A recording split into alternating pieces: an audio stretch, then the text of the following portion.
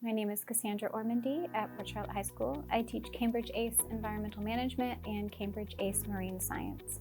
We can grow crops, growing crops, less dependent upon high water supply.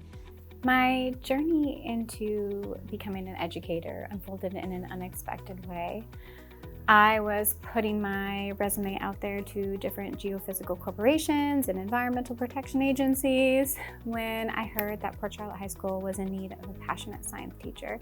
I put my resume in, immediately had an interview, and then straight away on a Wednesday, and then straight away got the call back on Friday.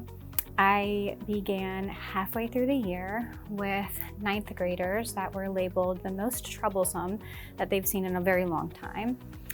So I knew that students weren't inherently troublesome, that they just were maybe misdirected. So I channeled my energy into creating experiential lesson plans to redirect them.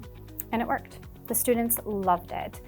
They asked me, what are we doing today, Mrs. Ordmandy? What are we learning about today? What are we playing with today? And I loved it as well.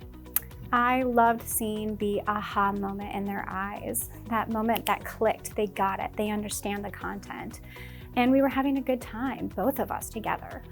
And I think that that really was the deciding factor for me to remain an educator. So what happens when you don't have water in a location? The most effective method of teaching that I have found is experiential lesson plans. And what I mean by that is having guest speakers come to my classroom to talk about water security.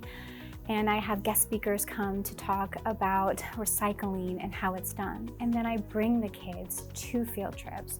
I bring them to the landfill, the recycling centers. I bring them to Eco Global Farms so that they can see agricultural practices in real life. I give them pond water in a test tube with grow lights so that they can see the oxygen rising as a product of photosynthesis. I take them to the yard right next to our classroom so that they can create food webs based upon what they see on here on a local level. And I also get them after school with environmental club. So we have like 4,000 hours worth of community service in our local county here with helping with e-waste drives and international coastal cleanups and gardening for a food bank. And it's one more time that the students are getting involved with the content in an experiential way and then bringing it back to the classroom to make those connections back to content. And I think that that has been the most effective teaching method that I've found. There has been numerous impactful moments that I've had as an educator, some being students choosing environmental careers, to students staying in contact with me for years and telling me how much they miss my class.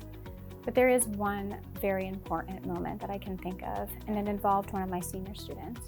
When checking upon them to see if they've applied to university yet, or what are you doing, what's your plans, technical school, I found out that one of my brilliant students who was in my Cambridge class was thinking about not going to college and furthering their professional development in any way. And she told me that it was because of troubled home issues that she was having and that she just think that she couldn't swing it.